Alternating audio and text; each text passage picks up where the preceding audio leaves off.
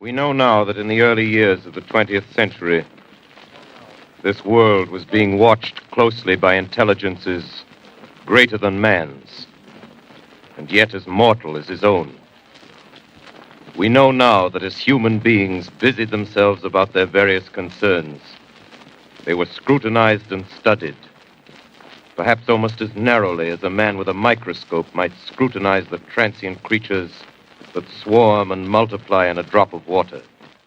Welcome to your online coffee break, where we discuss bite-sized topics that inspire, educate, and entertain. Here's your host, a software innovator, award-winning marketer, and astronomy and space buff, Chuck Fields. Hello, thanks for joining us today for your online coffee break. 80 years ago, Orson Welles caused a panic with his radio broadcast of the War of the Worlds. This broadcast was realistic enough that some listeners actually thought the Earth was under attack by Martians. To celebrate the anniversary of this broadcast, I'd like to welcome to our show our special guest, Erika Dowell.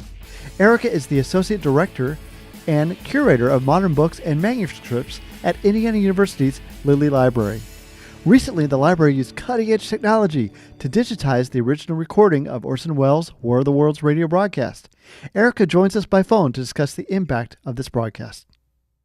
Ladies and gentlemen, we interrupt our program of dance music to bring you a special bulletin from the Intercontinental Radio News.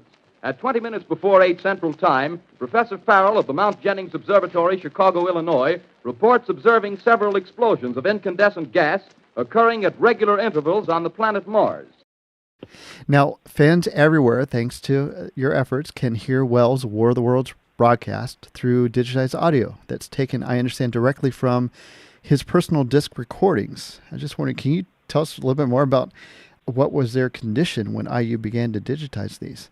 The Orson Welles collection here is one of two major collections of his work. The other one's at the University of Michigan. Okay. And the strengths here at the Lilly Library are Orson Welles' early career, particularly. So we have works that relate to his stage productions, radio, and then his first approximately 2 films. Mm-hmm. And among those works are, as I mentioned, manuscripts from his radio days, as well as recordings that mm-hmm. came on these lacquer discs that would have been created at the time of broadcast, generally.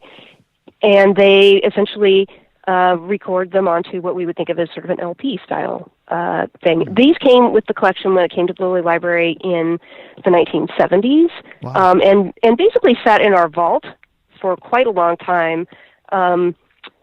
When researchers wanted to listen to these recordings, we had copies of them that were on open reel tapes, and then later we transferred those to cassette tapes, and then later we transferred those to CDs for people to listen to or to send to a researcher, in another country or another sure. city. Mm-hmm. We could do that.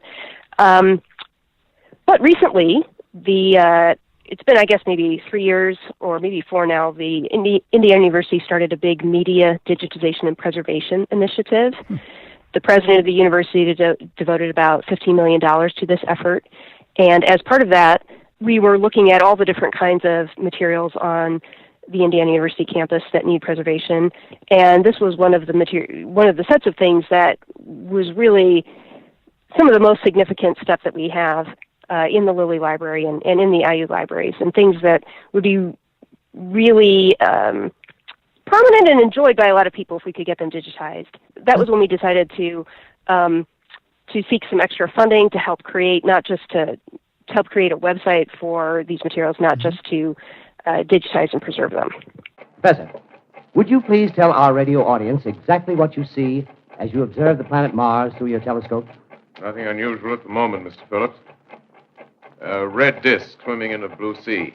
Transverse stripes across the disk. Quite distinct now because Mars happens to be at the point nearest the Earth in opposition, as we call it. Now, let's go back to 1938. Yeah. It's a time when radio was the primary source of entertainment for many households, and the radio program, the Mercury Theatre on the Air, was created by Welles. Can you tell us a little bit more just about that program? This was a program that Orson Welles produced with his collaborator at that time, John Houseman. They first worked together on the stage. But Orson Welles, before he had his own program on radio, he was a radio actor who worked in a lot of other kinds of productions. He worked on uncredited in March of Time, sort of news radio broadcasts. And when he got the opportunity to do his own show, it was, he worked with John Houseman. They called it they gave it the first name, first person singular, but it very soon became known as Mercury Theatre on the Air. Okay. Which is an adaptation of their stage works. That was the Mercury Theatre was the name of their kind of group that worked in the theater, and so Mercury Theatre on the Air brought actually a lot of those same actors to create this show for CBS. It ran in pretty short seasons, I guess the way we would think of them today as a season. And the War of the Worlds episode was in sort of the second small chunk of episodes that were created. And Orson Welles he thought radio was a very interesting medium. He did mostly literary adaptions, as War of the Worlds is a literary adaptation, as opposed to writing new works for radio. And he was thought of, at that time, that show was thought of as something of a kind of a highbrow type of radio program, right? It was adapting fine works of literature, not seeking just to be entertaining with song and dance or jokes or things like that. Ladies and gentlemen, here is the latest bulletin from the Intercontinental Radio News. Toronto, Canada. Professor Morse of Macmillan University reports observing a total of 3 explosions on the planet Mars between the hours of 7:45 p.m. and 9:20 p.m. Eastern Standard Time. Now, we're coming up on almost exactly 80 years since the original broadcast of War of the Worlds. What was it like when that broadcast came out on October 30th, 1938? That would have been, if I remember correctly, a Sunday night. It was a regular slot for the Mercury Theatre on the Air show. Wasn't the most popular thing on the radio. It's quite famous that Edgar Bergen and his ventriloquist dummy, whose name I believe is Charlie McCarthy, they had their own show on at the same time. Really? And that's kind of a famous part of the story because that was a very popular show. And people loved the kind of opening monologue with Bergen and his ventriloquist dummy and thought it was hilarious. But then sometimes, depending on who the musical guest was or what programming came on after that, people might flip around on their radio dial. Right. And that fact has, a lot of people have looked at that and thought that's one way that people became confused by the War of the Worlds program, right? Because some of them were dropping in maybe 10 minutes into it, so they missed the introduction that talked about welcome to Mercury Theatre on the Air. This is an adaptation of War of the Worlds. The Columbia Broadcasting System and its affiliated stations present Orson Welles and the Mercury Theatre on the Air in The War of the Worlds by H.G. Wells. Of course, it was also a time where people were very anxious about coming war, right? It was 1938. There were all kinds of, Hitler was invading countries in Europe, and so there was this heightened sense of maybe vulnerability for the United States or just for the world as we know it. And that's sort of the situation that you have as people are listening to this. So some people aren't getting the context of that this is a program, and they're, or at the very least, there's a lot of people who seem to be confused by what they're hearing on the radio. The top floor! Look out there! Stand back! Ladies and gentlemen, this is the most terrifying thing I've ever witnessed. Wait a minute. Someone's crawling out of the hollow top. I guess I'm something I love that you have on your site is I'm looking at, I think it's from the New York Times article, where the headline is "Taking War Drama as Fact. Many flee homes to escape the gas raid from Mars and phone call swamp police." Was there mass hysteria, or was it more just isolated incidents? I think it's definitely on the isolated incidents kind of side. Okay. There's a scholar named A. Brad Schwartz who wrote a recent book called Orson Welles' War of the Worlds and the Art of Fake News. He does a really interesting analysis of the letters that remain that people wrote to Orson Welles about this episode. And it seems that a lot of people who listened weren't frightened. A lot of people who listened were a little bit confused about what they were listening to. I bet. But it was the people who seemed most likely to be frightened were people who didn't actually hear it, but somebody called them and said, "Do you know what's going on?" Right? Because right. people, and that's kind of part of his book, is that people listening to that, if they were confused, they did the same kind of things that we might do today if we saw a weird rumor online. You know, we try to look for confirmation somewhere else. We try to right? validate it. Correct. Yeah. Exactly. Are there people out in the street, running for safety? Are there, right. Is my sister across town? Has she heard the same thing? Things like that. So there was definitely some kind of some level of anxiety or panic, but it was not a situation of mass hysteria. That is certainly good to hear. Now, I understand that Welles did find out that there was some reaction. Did he find out during the end of his broadcast, or was it like the next day he heard that how people responded? And how did he react?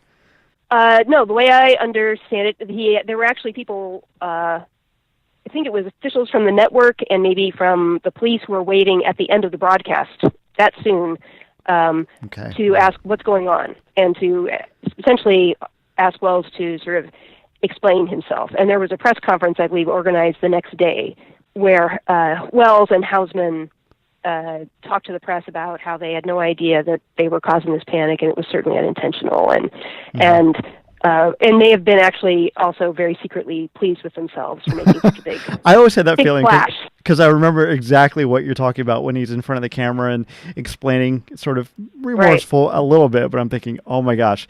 Indeed. Were you aware of terror at the time you were giving this role? Were you aware that terror was going on throughout the nation? Oh, no, of course not. We did Dracula, and it seemed to me during Dracula I had high hopes that people would react as they do in a movie of that kind, and I don't know that they did, particularly, and so I'd given up. One doesn't believe in the radio audience much. You don't know whether they're listening or not. You have no idea how many people are listening or what they're thinking. I had every hope that the people would be excited as they would be at a melodrama.